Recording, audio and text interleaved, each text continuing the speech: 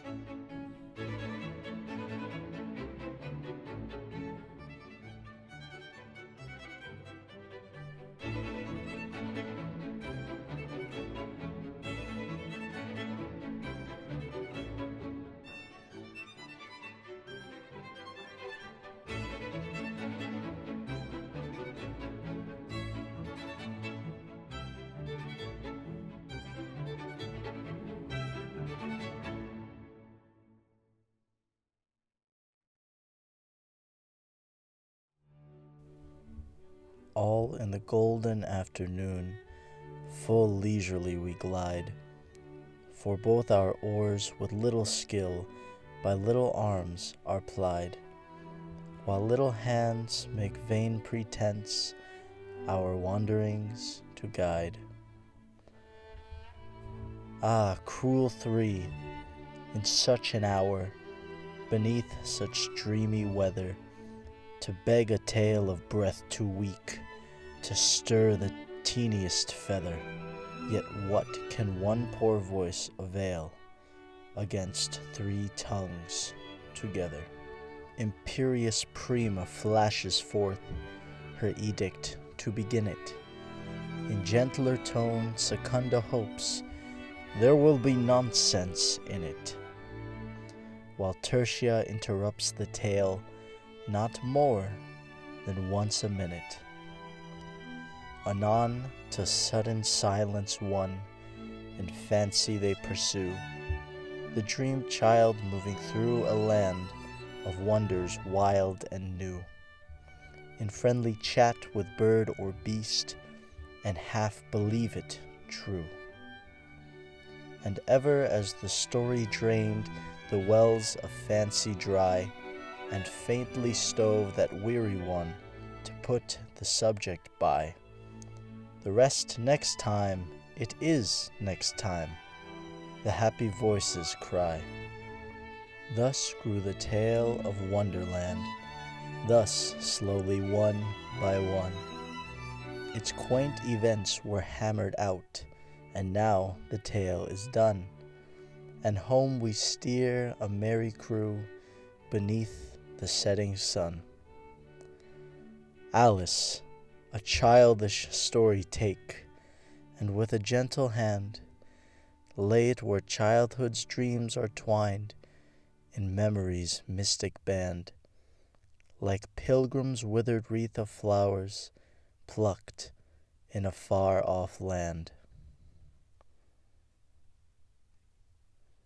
Chapter 1. Down the Rabbit Hole.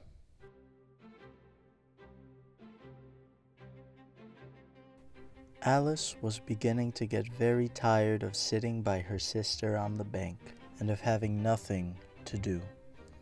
Once or twice she had peeped into the book her sister was reading, but it had no pictures or conversations in it. And what is the use of a book, thought Alice, without pictures or conversations?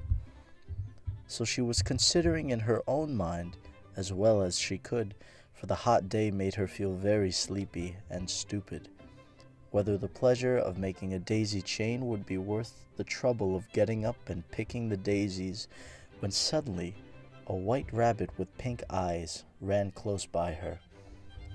There was nothing so very remarkable in that, nor did Alice think it is so very much out of the way to hear the rabbit say to itself, oh dear, I shall be too late." When she thought it over afterwards, it occurred to her that she ought to have wondered at this, but at the time it all seemed quite natural.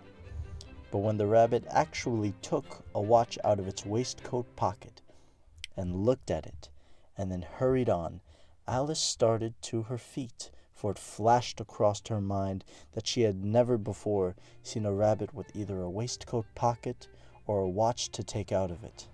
And burning with curiosity, she ran across the field after it, and was just in time to see it pop down a large rabbit hole under the hedge. In another moment, down went Alice after it, never once considering how in the world she was to get out again.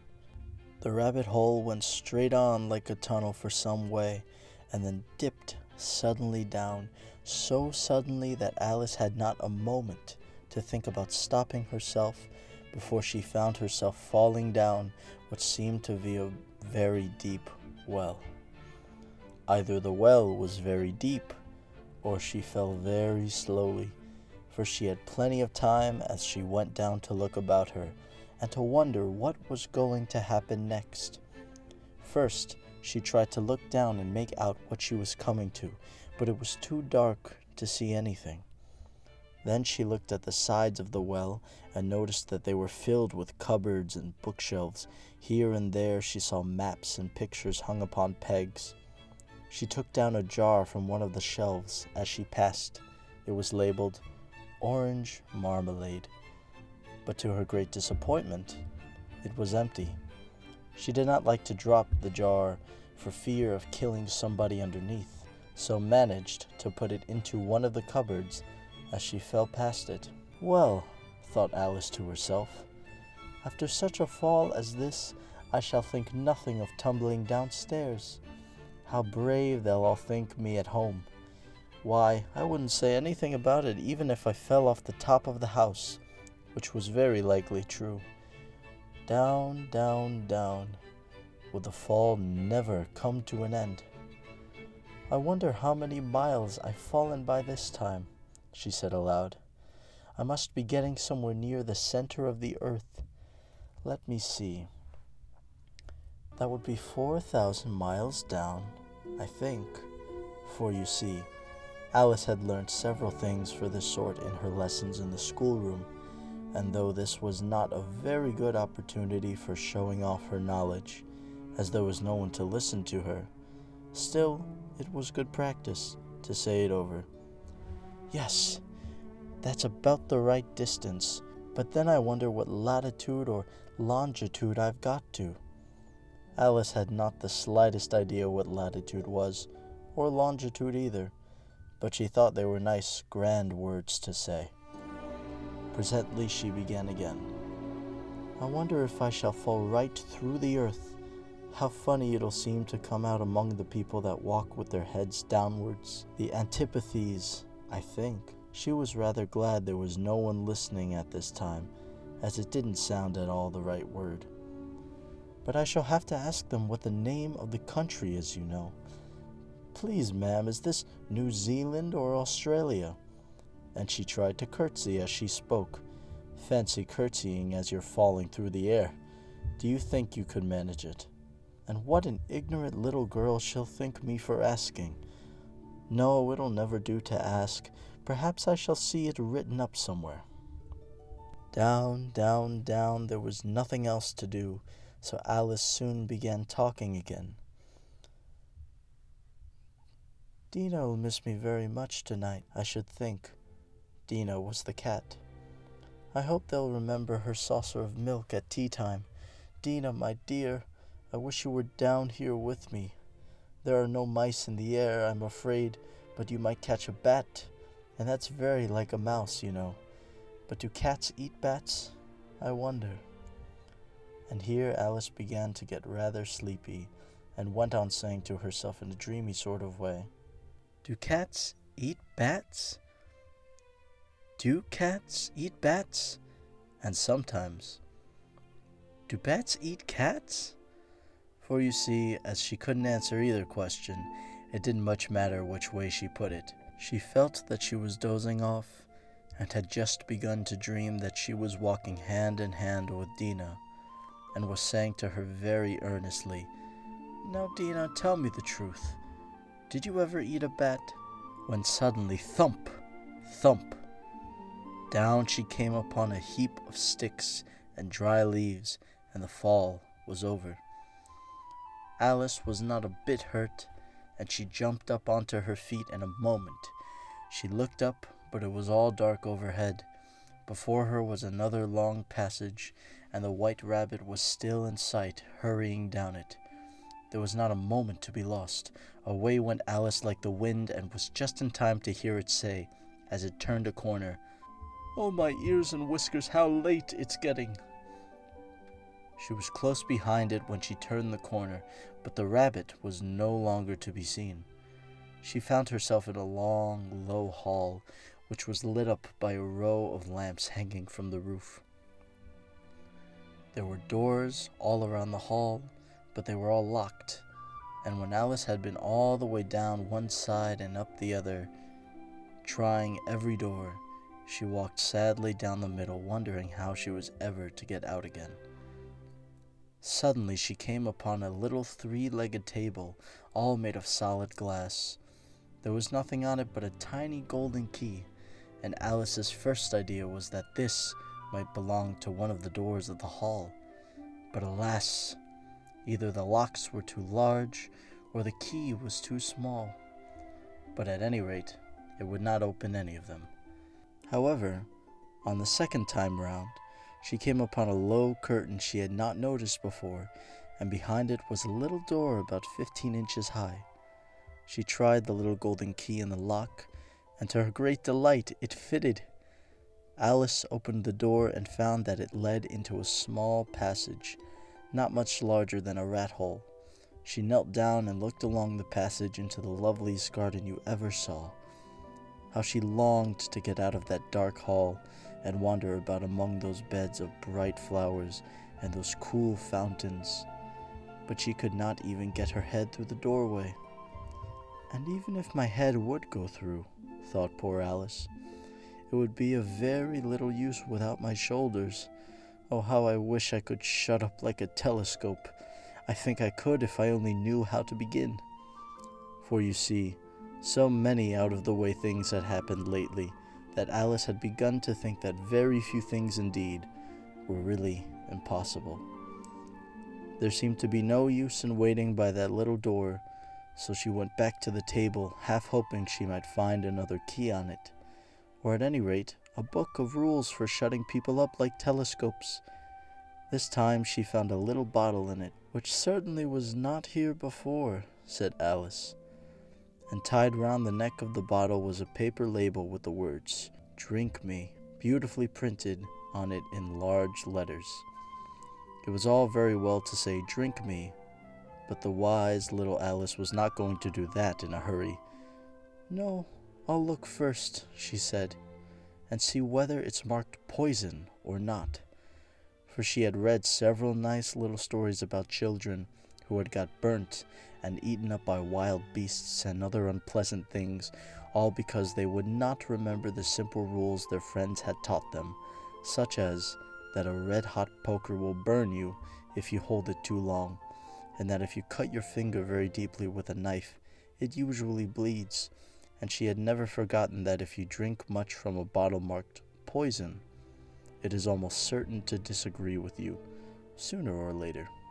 However, this bottle was not marked poison, so Alice ventured to taste it, and finding it very nice, it had in fact a sort of mixed flavor of cherry tart, custard, pineapple, roast turkey, toffee, and hot buttered toast.